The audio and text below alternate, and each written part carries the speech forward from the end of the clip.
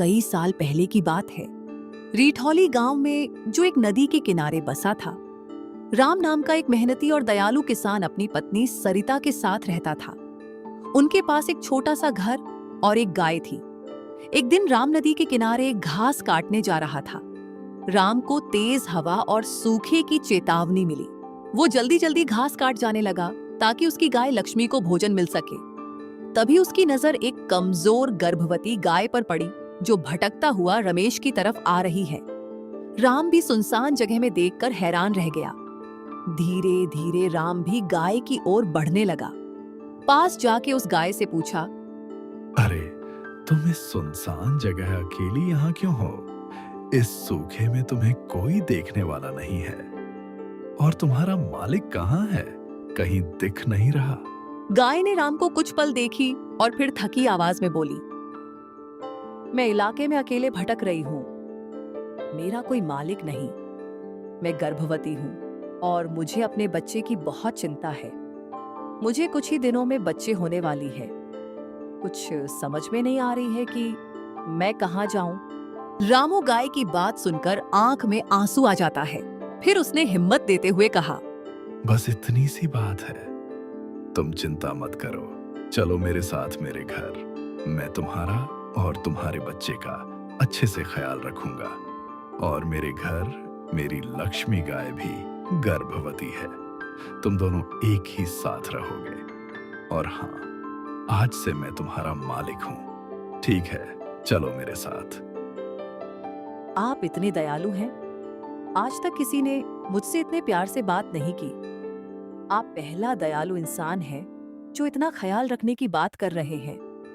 मैं यह एहसान जिंदगी भर नहीं भूलूंगी। राम ने गाय की तारीफ सुनकर मुस्कुराते हुए कहा, आज से तुम्हारा नाम कमला है। मैं तुम्हें कमला के नाम से बुलाऊंगा, क्योंकि तुम गंगा मैया की तरह पवित्र और सुंदर हो। राम ने कमला को अपने घर ले आया। जब सरिता ने नई गाय को देखी तो हैरान सी रह गई। अरे, ये आप कौन सी गाय ले आए और ये आपको कहाँ मिली? हमारे पास तो पहले ही एक लक्ष्मी है। अब इसे कैसे पालेंगे? और तो सूखे की वजह से तो पहले ही चारा कम है। जंगलों में चारा भी नहीं मिलता जल्दी। सरिता, यह गाय गर्भवती है और यह सुनसान जगहों पर अकेली भटक रही थी बेचारी। मुझे दया आ गई इसको देखकर। मुझसे रहा नहीं गया तो मैं इसे अपने घर ले आया। इसको सहारा देना हमारा धर्म है। ये थोड़ा दूध देती है। हम इसे बेचकर कुछ पैसे कमा लेंगे। जब इसका बच्चा होगा तो और दूध मिलेगा। अब इसके लिए चारा कहीं से तो लाना ही होगा ना।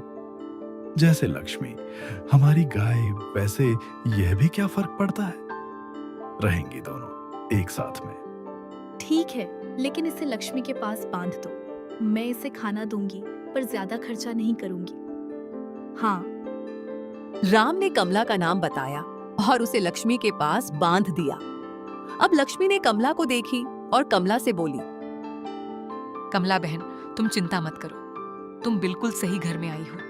मेरे मालिक बहुत अच्छे और दयालु हैं। यहाँ तुम्हें कोई कमी नहीं होगी। मुझे ही देख लो, मैं कितना खुश रहती हूँ।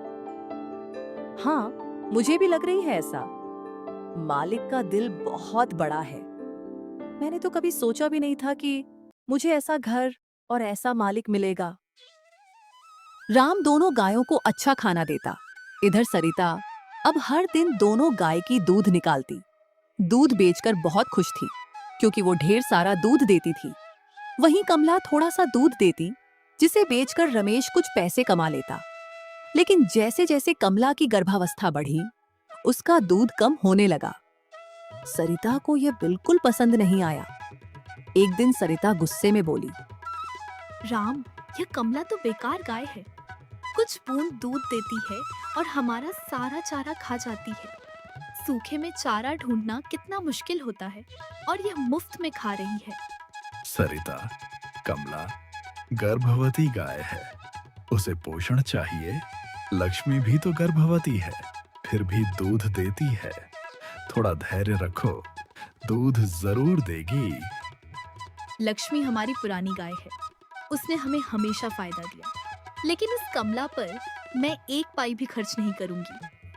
धीरे सरिता ने कमला को रूखा सूखा चारा देना शुरू किया, जबकि लक्ष्मी को हरी हरी घास और पौष्टिक दाना मिलता। कमला दिन ब दिन कमजोर होने लगी। एक दिन कमला ने लक्ष्मी से कहा, बहन, मालकिन कितनी कठोर हो गई है। तुम्हें अच्छा खाना मिलता है क्योंकि तुम दूध ज्यादा देती हो, लेकिन मुझे तो सूखा हुआ चारा देती है। मेरे बच्चे को कैसे पोषण मिलेगा?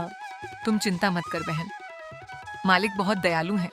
जब उसको यह मालूम पड़ेगा तो वो तुम्हारी मदद जरूर करेंगे। एक दिन राम ने देखा कि सरिता कमला को सूखा चारा दे रही थी।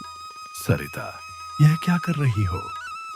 कमला गर्भवती है, उसे अच्छा खाना चाहिए। अगर वो कमजोर हुई तो उसका बच्चा भी कमजोर होगा। मुझे क्या, लक्ष्मी ढेर सारा दूध देती है इसलिए उसे अच्छा खाना मिलेगा। ये कमला तो बस बोझ है, बोझ। सूखे में चारा ढूंढने में कितनी मेहनत लगती है और ये मुफ्त में खा रही है। यह पाप है सरिता। एक गर्भवती जीव को भूखा रखना ठीक नहीं। तुम बहुत पछताओगी सरिता। पाप वाप की बात मत करो।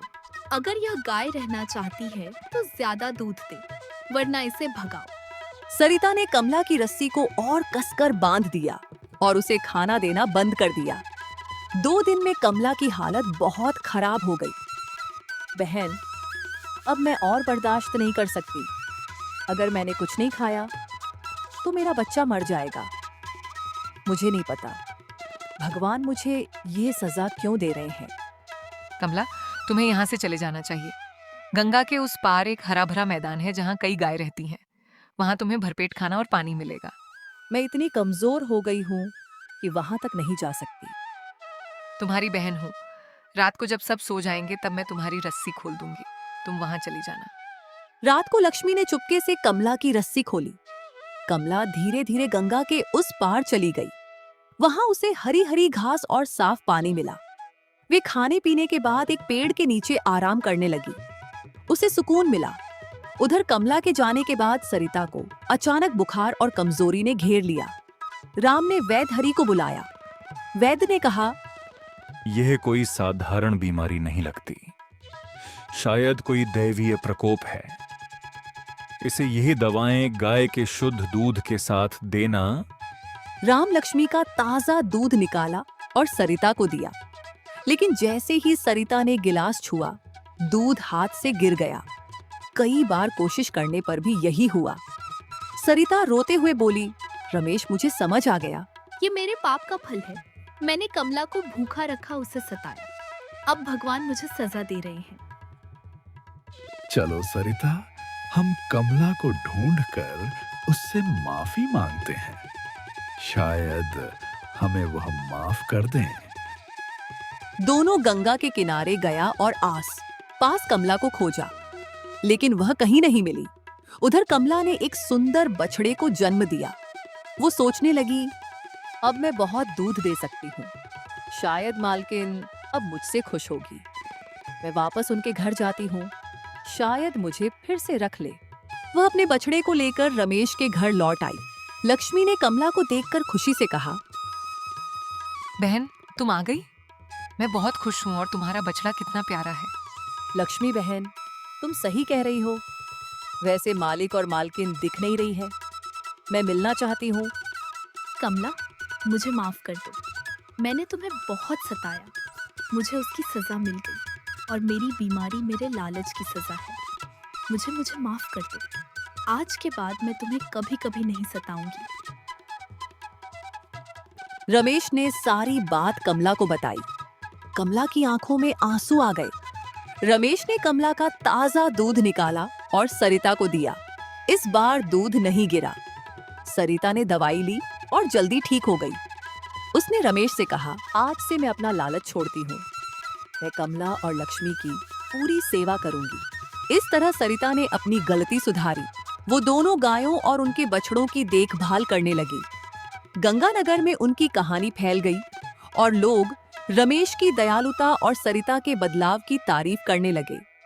कमला और लक्ष्मी खुशी खुशी उनके साथ रहीं और उनका घर समृद्धि और प्यार से भर गया।